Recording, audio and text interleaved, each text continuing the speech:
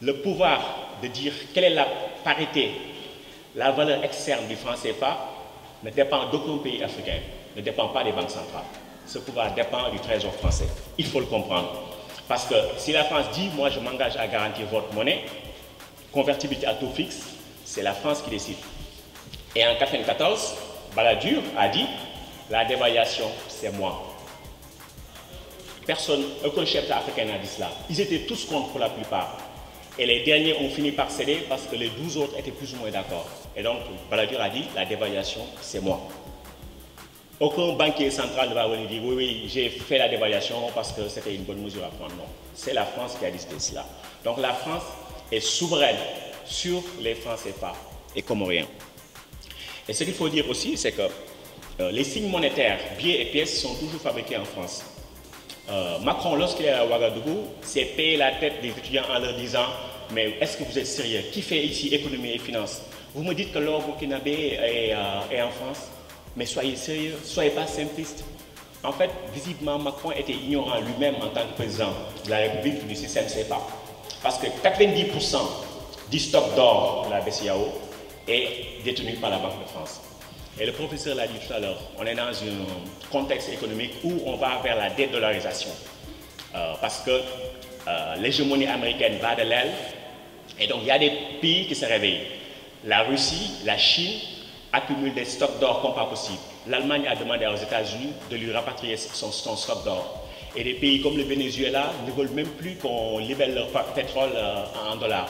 Et donc il y a tous ces systèmes pour se séparer du dollar. Le système va s'effondrer. Et à un moment donné, il n'y aura que l'or qu'on veut le refuge. Et maintenant, on vous dit que si ce système s'effondre, vos réserves d'or sont avec la Banque de France. Et donc ça aussi, il faut le comprendre. Donc si on dit que le franc CFA est une monnaie coloniale, c'est parce que les mécanismes qui ont présidé à sa naissance sont toujours actifs. Rien n'a changé depuis plus de 70 ans. Et donc il n'y a pas un seul exemple de pays au monde où c'est l'ex-puissance coloniale qui fabrique vos signes monétaires, qui garde vos réserves de change et qui décide de la parité de votre monnaie et qui a un droit de veto dans les conseils d'administration. Ça, on ne le dit pas. Avant, le droit de veto, il était explicite. Maintenant, il est caché. C'est dans les statuts. On dit que toutes les décisions statutaires requièrent l'unanimité. Donc, les décisions ordinaires du comité de politique monétaire se prennent à la majorité simple des voix. Mais comme les statuts ont été verrouillés, ces gens ne peuvent rien faire. Et donc, Abdourahmane Sarr, qui est là, a une formule très belle. Il dit qu'ils ont une autonomie sur les instruments, mais ils n'ont pas une autonomie sur les objectifs. Et donc, il faut le comprendre. Demba a parlé d'un mensonge. Et c'est un gros mensonge. C'est le mythe que la France garantit les francs CFA. Déjà, cette notion de garantie de convertibilité, c'est une notion qui date, disons, de la période de l'étalon de change or, si on peut dire. Et donc, c'est quoi la garantie de convertibilité illimitée, cette expression grandiloquente? C'est simple. Ça veut dire que si les banques centrales, BCEAO, BEAC en Afrique centrale, Banque centrale des Comores, venaient à être dans une situation de zéro réserve de change, le Trésor public français, le ministère des Finances, va leur prêter l'argent désiré. Comme ils ont leur réserve dans les comptes d'opération, on va leur apporter un découvert, mais un découvert qu'ils vont payer et qu'ils doivent remettre à flot le plus rapidement possible. Donc la garantie de convertibilité, c'est ça.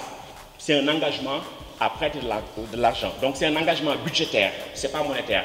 Parce que si c'était budgétaire, avec le passage à l'euro, ces compétences auraient été dévolues à l'Union économique et monétaire. Donc c'est un accord budgétaire, c'est ce que la France a défendu. C'est pourquoi elle peut toujours maintenir son prêt carré.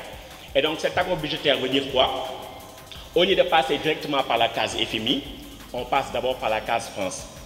Mais dans la réalité des faits, et Modibo Keïta l'a dit, Joseph Pouemi, Samir Amin, entre 1960 et 1980, la France n'a pas activé la garantie. Pourquoi? Parce que si les Africains mettent ensemble les réserves, ils ont ce qu'il leur faut.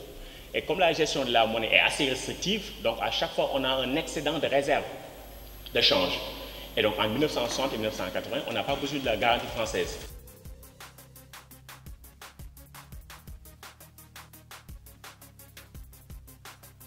La France, pour prendre le cas de la BCEAO, avait prêté 32 milliards de CFA par année en moyenne. 32 milliards de CFA.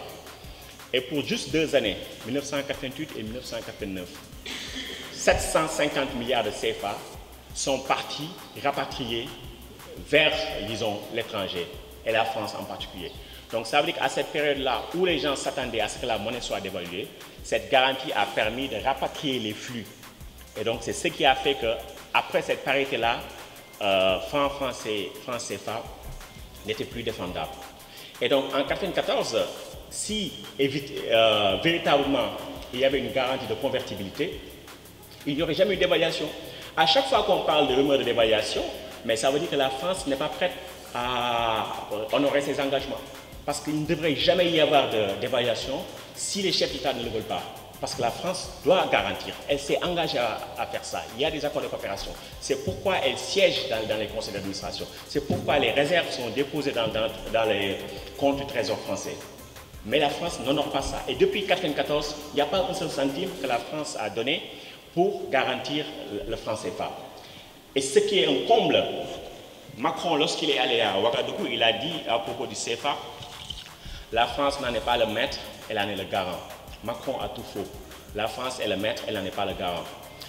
Parce qu'un État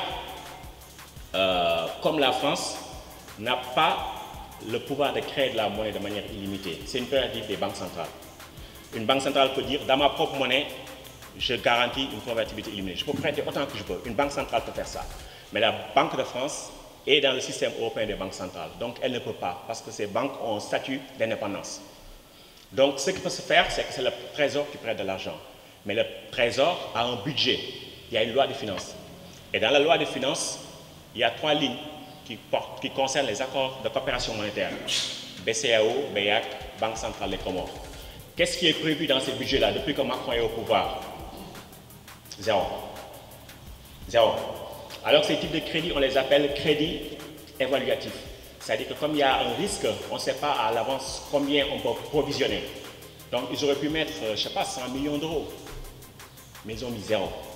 Et ça, c'est une constante. Donc ça veut dire que la France ne s'attend jamais à garantir le franc CFA. Donc la première question que moi je pose aux économistes, aux intellectuels, etc., c'est une question préjudicielle. Avant qu'on parle des avantages et des inconvénients, c'est comme on sait que la France ne garantit pas le franc CFA, on a toutes les preuves qu'il faut. Il faut aller sur Internet, voir la loi de finances, sur les accords de coopération monétaire, ce qu'il est prévu. C'est zéro. Donc pourquoi la France reste dans le système CFA alors qu'elle ne garantit pas cette monnaie? Donc ça, c'est la première question à résoudre. On n'a pas besoin de dire avantages, inconvénients, etc. C'est la première question à résoudre. Donc à chaque fois qu'il y a ces débats, j'ai l'impression que ceux qui se disent modérés font tout pour éviter cette question-là. Pourquoi la France est dans le système CFA alors qu'elle ne la garantit pas? Elle donne 0 francs. Donc ça, c'est la première chose. C'est-à-dire qu'en monnaie, on pourrait dire le CFA c'est bon, mais sans la France, parce qu'elle ne garantit pas, on sait. Entre nous, on n'a pas besoin de garantie. Parce que la notion de garantie, ça ne veut rien dire. Ce qui garantit la solidité du monnaie, c'est vos ressources. Et donc, pourquoi la France maintient toujours le CFA? Et donc, je vais passer rapidement. Ce que je vais dire, ce n'est pas nous qui l'avons dit, Fanny et moi. Ce sont les Français eux-mêmes. Le Conseil économique et social, en 1970, dans cette période où il y avait beaucoup de contestations, avait fait un rapport pour dire qu'est-ce que ça nous apporte. Et donc, il disait, la France paie ses importations dans la zone franc, dans sa propre monnaie. Pourquoi c'est important de pouvoir payer ses importations dans sa propre monnaie? Parce que si vous êtes un currency issuer, vous avez une monnaie souveraine, vous pouvez créer de l'argent comme vous voulez. Et vous achetez ce que vous voulez dans votre propre monnaie. Parce que les matières premières sont libellées généralement en dollars ou en sterling. Le franc français, ce n'est pas une monnaie majeure, ça n'a jamais été une monnaie majeure. Et donc, pour pouvoir acheter le cacao, il faut avoir des dollars. Pour pouvoir le coton au Burkinabé, il faut avoir des dollars. Mais la France n'a pas besoin de dollars. Et donc, c'est quoi l'impact économique? C'est qu'elle économise sur ses réserves. Parce que normalement, si elle devait les payer en dollars, elle devrait avoir des excédents commerciaux.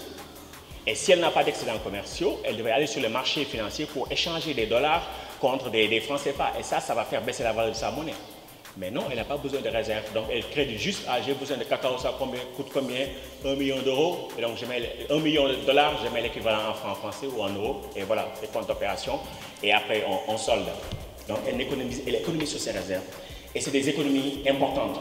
Il faut se rappeler qu'après 1945, la France était à terre. Et donc ça lui a permis de se reconstruire presque gratuitement.